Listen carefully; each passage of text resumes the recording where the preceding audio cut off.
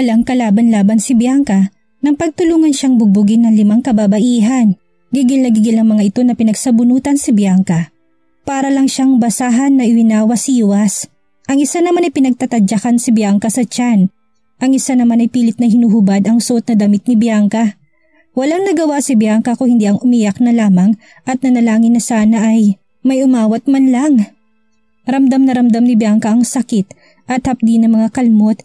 Pilit niyang niyayakap ang sarili para hindi siya mahubaran. Walang aawat! Kabit ang babaeng ito kaya nararapat lang siya masaktan. Kapag hindi namin tinuruan to ng leksyon at siyak nadadami pang katulad niya. Mga maninira ng pamilya!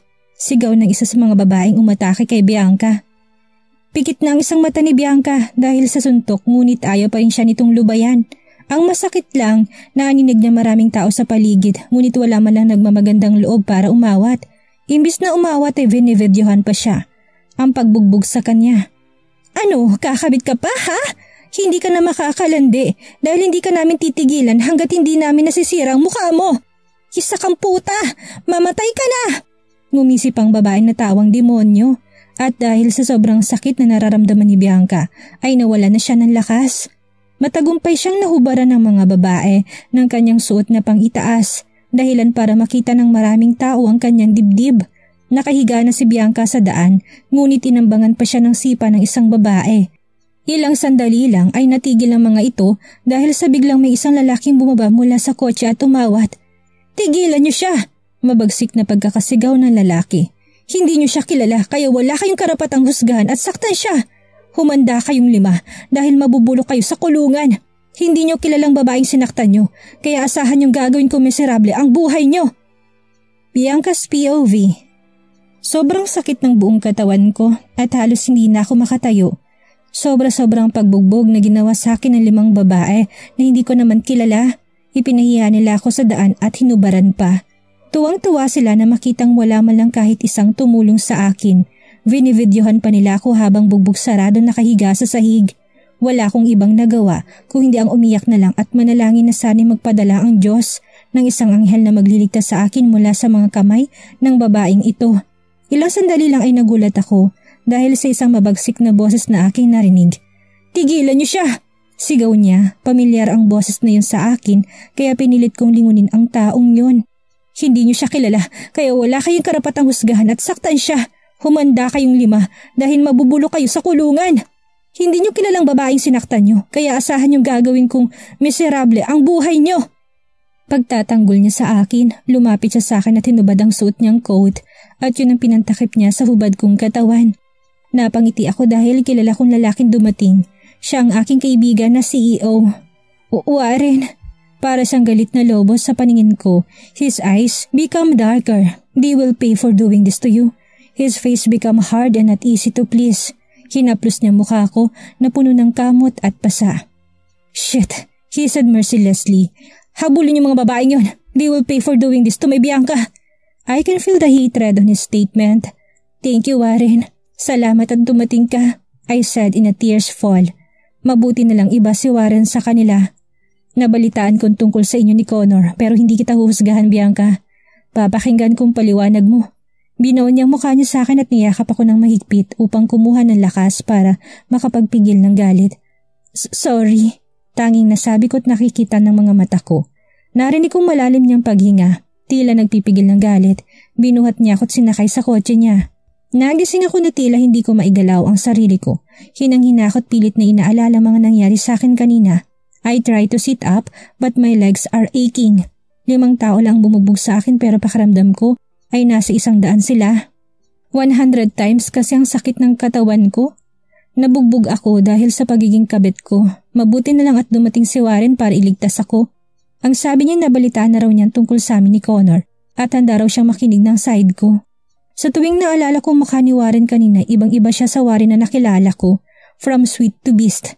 Galit na galit siya kanina at parang papatay na ng tao. Speaking of Warren, buti gising ka na. Naisip ko na kailangan mong kumain dahil sobrang nanghina ka sa nangyari kanina. Ang sabi ng doktor na tumingin sa'yo, kailangan mo lang daw na magpahinga at uminom ng mga gamot. Kaya para makainom ka ng gamot, kumain ka na muna. Inilapag niya ang tray sa side table at tinaasan ng unan ko. Let me feed you, Bianca. Siya mismo nagsubo ng pagkain sa akin para tuloy akong prinsesa na pinagsisilbihan niya. Masarap naman ang pagkain inihanda niya, kaso lang ay parang nawalan ako ng gana. Tumanggi ako sa pang-apat na subo niya.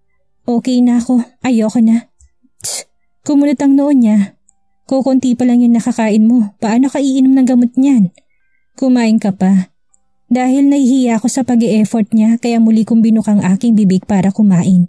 Nangiti si Warren ng kainin kong pang-apat na subo kaso ayaw ata talaga ng sikmura ko. Bigla ko rin kasing niluwa yun. Mabuti na lang at maagap si Warren at nasapon niyang niluwa ko.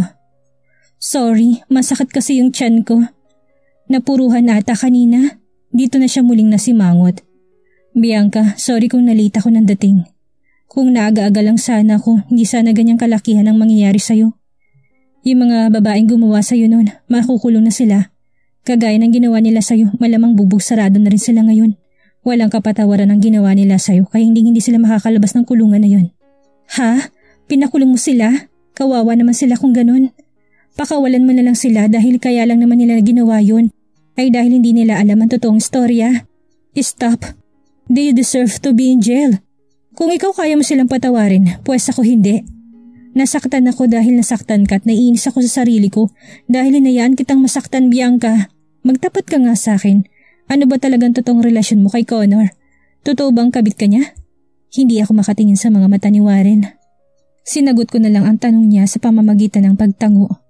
Shit, so totoo ngang kabit ka? Kailan pa, Bianca? Kasal na tao si Connor. Bakit ka pumatol sa kanya? Ano nakita mo sa kanya? Hindi ko alam, Warren. Basta hindi ko ginusto maging kabit. Hindi ko rin pwede sabihin sa iyong dahilan basta hindi ko ginustong manira ng relasyon. Napahagulhol na lang ako sa harap ni Warren. Even him, he disagree. Kitang-kita kong malaking pagkadismaya niya sa aking pag-amin. Hindi niya ako maintindihan dahil tanging kami lang ni Dorothy ang dapat na nakakaalam kung paano ako naging kabit. Imbis na kagalitan pa ako, hinagod niya ang likod ko. It's okay, Bianca. When I first saw you, I know you're a good girl. Innocent and pure. Hindi ko alam na si Connor palang tinutukoy mong boyfriend mo. Kaibigan ko siya, Bianca, pero mali ang relasyon niyo. Tingnan mo nangyari, napahama ka. At higit pa dyan ang maaaring mangyari sa'yo kung magpapatuloy ka sa pakipagrelasyon mo kay Connor. Bianca, bata ka pa. Maganda at may ibubuga. Bakit mo sasayangin ang buhay mo sa isang taong hindi ka kayang ipagmalaki sa buong mundo? Ginagamit ka lang ni Connor at yun ang katotohanan. Hanggang kasal sila ni Dorothy ay mananatili kang kabit sa paningin ng iba. Pero ang sabi ni Connor, mahal niya raw ako. Bianca naman, madali para sa aming mga lalaki magsabi na mahal namin ng isang babae. Bianca, kapag totoo kang mahal ng lalaki, makikita mo sa gawa yun, sa effort, hindi sa kama. Pero hiniwalayan na niya yung asawa niya. Yun nga yung mali eh. Tingnan mo, nakulong si Connor dahil sinaktan niya si Dorothy. Maaari nakalaya nga si Connor ngayon pero maaari pa rin siyang makulong kung ipagpapatuloy yung relasyon niyo. Pati ikaw makukulong. Hindi gagawin ni Dorothy yon. Kampanting sabi ko. Wala kasing alam si Warren. Bahala ka nga, Bianca. Ngayong magulo ng mundo para sa inyo ni Connor. Tignan na lang natin kung hanggang saan ka dadalhin ng pagmamahal mo na yan. Tila napiko na sa akin si Warren. Umalis siya, tiniwan na ako nag-iisa. Lahat naman ang sinabi niya ay may punto naman talaga. It happens na hindi niya talaga ako maintindihan. Nakatulog ako at nagising ng alanganin. Nagising ako na nasa tabi ko si Warren at nakadukdok habang nakaupo. Maingat akong gumalaw at nagtangkang bumangon. Kailangan ko kasing makauwi sa unit ko. Ngayong gabi ang alis ni Dr. Dorothy at kailangan kong sundin ang pinakahuling utos niya sa akin, ang papuntahin si Connor sa condo at huwag paalisin. Kinapalan ko ng mukha ko kay Warren. Ginising ko siya at nakausap na kung pwede ihatid niya na ako sa unit ko. Siyempre hindi pa ako magaling kaya hindi siya pumayag. At dahil nga kinulit ko siya ng kinulit ay napapayag ko siya kalaunan. Fine, in one condition. Hindi ako aalis sa unit mo hanggat hindi ko nakakausap si Connor. Pumayag na lang ako kaysa magstay ako dito. Gusto ko kasing makabalik sa unit ko sa dalawang kadahilanan. Una ay dahil yun nga ang mahigpit na bili ni Dr. Dorothy. Pangalawa ay dahil gusto ko na makaalis na si Dr. Dorothy para masolo ko na si Connor. Pinilit ko talagang maglakad kahit naiika-ika. Inalalay naman ako ni Warren kaya nakarating ako sa unit ko ng maayos. Gaya nga na napag-usapan, hindi umalis si Warren hanggat wala pa si Connor. Nasaan na siya? Akala ko ba darating siya? Panay ang tingin ni Warren sa orasan niyang pambisig. Ewan ko rin kanina ko pa kinokontak pero hindi sumasagot. Sagot ko naman habang patuloy na sinusubukan tawagan si Connor. Hindi kaya ayaw lang talaga niyang sagutin, baka busy. Sabi ko na lang kay Warren. Hindi na siguro siya darating, Warren. Gusto na rin mamahinga. Salamat sa pag-aalaga at sa pag-aalala. Okay na ako, pasa at sugat na lang ang meron ako. Malaking tiwala ko kay Connor na darating siya ngayong gabi kaya pinipilit kong paalisin si Warren. Isa pa hindi sila maaaring magkita dito dahil pinagseselosan siya ni Connor. Fine, alam kong ayaw mo matulog na nandito ako. In case you need a help, nandyan lang ako sa kabilang floor. Text me if you need something, okay? Yes, thank you talaga ha, Warren. Hinalikan ko siya sa pisngi bilang pasasalamat. Mabait na tao si Warren at alam kong hindi niya ako husgahan kung ano man ang gawin ko. Nirespeto niyang gusto kong mangyari. Umalis siya at naiiwan na ako mag-isa. Samantala, nakailang attempts akong kontakin si Connor ngunit hindi pa rin siya sumasagot. Kinakabahan ako dahil baka nabuking niya ang plano ng kanyang asawa. Ngayon kasi nakatakdang sumama si Dorothy kay Henry. Gusto ko sanang tawagan si Doktora Dorothy para sana makibalita kaso mas pinili ko na lang na magtiwala ng tagumpay siyang nakaalis. Madaling araw na hindi ko pa rin kayang maghintay pa. Nagdesisyon na ako matulog kaso bigla akong naalarma dahil may sunod-sunod na malalakas na katok akong narinig mula sa labas. Si Connor. Dali-dali kong binuksan ng pinto tama nga ako. Si Connor ngang kumakatok. Agad kong naamoy ang amoy alak ng hininga niya. Namumungay din ang mga mata niya na halos pumikit na. Susuray-suray siyang lumapit sa akin at yumakap. Oh, heto't gising pa palang magaling kong kabet.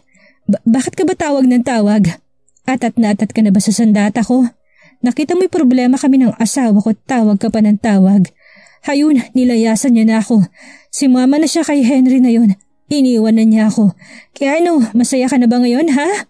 Masaya ka na ba dahil nagtagumpay kang sirain kaming dalawa? Umamin ka, ikaw ang nagpakalat ng mga pictures natin para masira ako sa asawa ko. Lasing si Connor at kung ano ang mga sinasabi. Hindi niya alam na nasasaktan niya ako sa mga binibintang niya sa akin. Ganun ba yung tingin mo? Masakit ang pagkakangiti ko.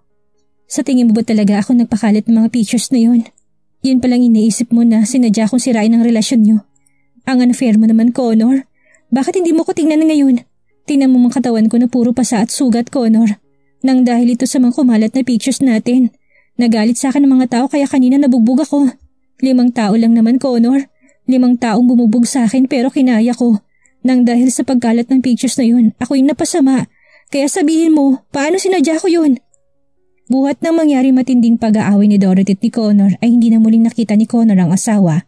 Sa bahay siya ng magulang niya umuwi ngayon at wala siyang kaalam-alam tungkol sa plano nitong pagsama kay Henry. Mabuti na lang at maraming galamay ang ina niya. Nagutos ito ng mga tao na magbabantay kay Dorothy. Maraming connection si Mrs. Corazon kaya madali lang niyang nalaman ang pinaplano ni Dorothy. Nalaman ni Mrs. Corazon na umalis ito ng bansa kasamang kalaguyong si Henry. Hindi man niya napigilan ng mga ito pero nag-hire pa rin siya na magbabantay sa mga ito sa Amerika. Pinaalam ni Mrs. Corazon kay Connor ang lahat ng nalaman, kung ano't sino ang dahilan ng pag-alis ni Dorothy. Sabi na nga ba, hanggang ngayon, si Henry pa rin ang mahal niya. Niloko ko ni Dorothy. Pinaglaruan niya lang ako. Sinigurado niyang durog na durog akong iiwanan niya at nagtagumpay naman siya. Pakaramdam ko tuloy siya rin ang nagpakalat ng mga pictures namin ni Bianca. Nasasaktan si Connor dahil hindi niya matanggap na naisahan siya ni Dorothy. Sa lahat ng kahiyang inabot niya, dito ay ito ng pinakamalala. Ang malaman ng mga taong iniwanan siya ng asawa niya dahil sa pananakit niya rito at pangangaliwa na si Dorothy naman talaga mismong may gawa. Hayaan mo siya, son. Baliw ng asawa mo at hindi ako papayag na mabaliw ka rin sa pagmamahal mo sa kanya. Pakaramdam ko, wala siyang kinalaman sa mga pagpapakalat ng larawan niya ni Bianca. Ginamit niya lang yun na way para makaalis ng sa gayon, malinis pa rin ang imahe niya sa mga tao. Pero nagkamali siya ng tansya sa akin. Tamang ang malaya niya nakakasamang kalaguyo niya, pero ibang ganti ng isang ina. Paano na ako ngayon, Mom? Ramdam na ramdam ni Mrs. Corazon ang sakit ng kalooban ng anak niya. Ang anak niyang niloko at pinaglaruan at iniwan. Kaya kahit hindi niya ugaling mangunsinti, kinunsinti niyang anak sa pangangabit nito. Hindi hihintong buhay mo dahil lamang sa wala na si Dorothy sa buhay mo. Ikaw pa rin ang bilyonaryong si Connor, ang gwapo at matalinong CEO na hinahangaan at tinitingala na lahat. Ituloy mong buhay mo. Hindi ba totoong may relasyon kayo ng assistant mo? O pues, ituloy mong pakikipagrelasyon mo sa kanya. Gamitin mo siya ng gamitin hanggang sa makarecover ka. But I'm not using her. I'm in love with her also. It just, pareho kasi lang mahal at wala akong gustong mawala sa kanila. Pero wala na nga si Dorothy. Si Bianca na nandyan. In fact, I don't see any wrong with that girl. Maliban sa kumabit siya sa'yo. Sa ngayon, son, mas piliin mo yung babaeng mahinang katulad ni Bianca. Huwag ka na maghanap ng babaeng malakas na katulad ni Dorothy. Ang mga babae, pinanganak yan para maging sunod-sunuran sa lalaki. Isa pa, kung mahal mo nga si Bianca, puntahan mo siya. Huwag kang magmukmuk dahil sa iniwan ka. Dito na napaisip si Connor. But mom, sira na ako sa tao. I'm sure galit din sila kay Bianca. That's not important, son. Ang sabi mo nga mahal mo rin si Bianca. Walang magagawang tao kung siyang pinili mo. Ilalabas ko mga ebidensya na si Dorothy una naglako sa pagsasama niyo. Sisirain ko siya gaya ng pagsirang ginawa niya sa'yo. Sa ngayon kung sino na lang munang nandyan, siyang mahalin mo. Huwag mong palungkutin ang sarili mo dahil lang sa naloko ka. Akong bahala. Ituloy mo lang kung anong buhay na meron ka. Thank you, Mom. Connor's POV. I felt relieved when my mom counseled me. She's right. Bakit ko nga ba palulungkutin ang sarili ko sa pagkawala ni Dorothy? Dorothy chose Henry dahil si Henry talagang mahal niya. At ako, malaya ko nang makakasama si Bianca. Hindi na namin kailangan magtago sa publiko. May mga instances na parang nagdududa ako kay Bianca pero isa lang sigurado na ako. Mahal ko na siya. Nag-decide ako na puntahan siya sa condo niya. I really miss Bianca. I'm not sure kung alam niyang nakulong ako. Malamang nasa hindi. Kasi kung alam niya mag-aalala yun. Nakasakay ako sa kotse ko't papunta na sana sa kanya. Medyo may tampo lang ako sa kanya dahil feeling ko ay sinadya niyang kumalat ang mga selfie namin. Gusto ko talaga siyang tanungin about sa mga nangyari na yun pero ngayon naisip ko rin ang mga sinabi ni Mommy. Kahit walang kumalat na pictures namin ay talagang nakaplano na ang pangiiwan sa akin ni Dorothy. Kaya pala sa lahat ng asawa siya lang yung hindi man lang naghinala sa mga kinikilos ko. Kaya pala, habang nasa gitna ako ng daan nagulat ako na may nag-appear sa akin na chat message. Walang profile pic kaya hindi ko ba sinubukan basahin. Ilang minuto lang ito tumunog ulit. Dito na ako nagka-interes na buksan ng mensahe nito. I was so shocked when I read this message. Poor Connor, quits lang tayo. Kakibat ng chat nito isang video. A scandal video. Nakuha ko tong itabi ang sasakyan sa gilid at pinanood ito. Madilim ang paligid ngunit kaagad ko nakilala mga nasa video. Hayop ka Bianca. Nakamura kaagad ako. This video is taken in our old house. Ito yung gabing dinala ko sa Bianca dito at may nangyari sa amin. Hindi ako makapaniwalang kaya mong gawin sa akin to Bianca. Obvious kasi na sinadyang kuhaan. That house is abandoned. Tanging kaming dalawa lang ang naruroon kaya bakit kailangan pa ni Bianca kuhaan ng video ang ginagawa namin? This was a solid evidence na pwedeng gamitin ni Dorothy para baliktarin ako. My anger flared up immediately. I feel like Bianca's cheating on me too. What a trip. Why does she need to take a video of what we are doing? What's the point of? Bianca! I just hit the steering wheel of my car. My head suddenly hurt. I'm sure that Dorothy is the one who sent this video because it was said that we had quits. That is, talagang sinasadya ni Biancang sirain ako kay Dorothy. I was so upset now. Sa mga oras na to'y tsak na sasamain talaga sa akin si Bianca. Masyado pala siyang ambisyosa at mapaghangad. Kagaya ni Dorothy, baliw rin siya. Sino bang kabit ang gagawa mismo ng ebidensya para mapahamak kaming dalawa? Kasal pa rin kami ni Dorothy kahit saan banda tingnan, ay akong lalabas na guilty lalo pat pakaramdam ko. Kay Dorothy mismo nang galing ang mensaheng ito at gumamit lang siya ng fake account para takutin ako. Gagamitin niya itong video na ito para takot-takutin ako. And it's Bianca who's to blame. Hindi ako makapag-isip ng tama ngayon. Hindi muna ako pumunta kay Bianca sa halip ay naglasing na lang ako. Akala ko si Bianca magiging pahinga ko sa mga oras na kagaya nito pero hindi pala ako dapat magtiwala sa kanya. Uminom ako ng uminom hanggang sa nakuha ko ng tamang manhid na kailangan ko. I don't feel any hurt right now. I don't feel betrayed. Ang tanging nararamdaman ko na lang ay pagod at antok. It's 12 midnight already at nag-decide na akong umuwi. Okay na sana kasi itong si Bianca tawag pa rin ng tawag. Nakukulitan na ako sa kanya. Ayaw ko muna siyang makita. Kaso dinala pa rin ako ng mga paa ko sa kanya. I badly missed her face and I hate her also. Pagkabukas niya na pinti agad na bumungat sa akin ng malaanghel niyang mukha. Kahit tumikot ng paningin ko hindi ako napigilan ng sarili ko na yakapin siya kahit masama ang loob ko sa kanya. Nainis ako dahil sinasamantala niyang kabaliwan ko sa kanya. Oh, heto't gising pa palang. Magaling kong kabit. Bakit ka ba tawag na tawag? Para ka namang atat na atat sa sandata ko. Nakita mo may problema kami ng asawa ko, tawag ka pa ng tawag. Hayun, nilayasan na ako. Sumama na siya sa Henry na yon. Iniwan na niya ako. Kaya ano, masaya ka na ba ngayon? Masaya ka na ba ngayon dahil nagtagumpay kang sirain kaming dalawa ha? Umamin ka, ikaw ang nagpakalat ng mga pictures natin no? Para masira ako sa asawa ko. Nang dahil sa kalasingan ko'y kung ano-anong nasasabi ko, pilit siyang kumalas mula sa bisig ko. Galit niya akong tiningnan. Ganun bang tingin mo? Masakit ang paraan ng pagkakangiti niya. Sa tingin mo talaga ako nagpakalat ng mga pictures na yan? Yun palang iniisip mo na sinadya akong sirain ang relasyon niyo?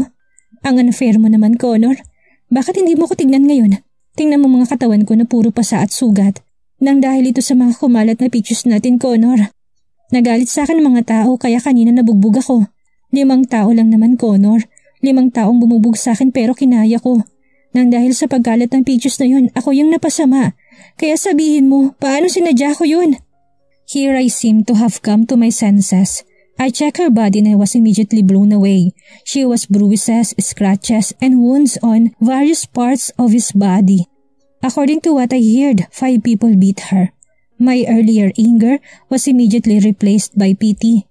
Bianca is too thin to be beaten by 5. Totoo ba yan, Bianca? Kasi kung totoo yan, papatayin kong gumawa sa'yo niyan. Bakit, Connor? Mukha bang gawa-gawa ko lang to, ha? Tss! Bukod sa nabugbog ako, napahiya pa ako. Hinubaran nila ako sa harap ng maraming tao.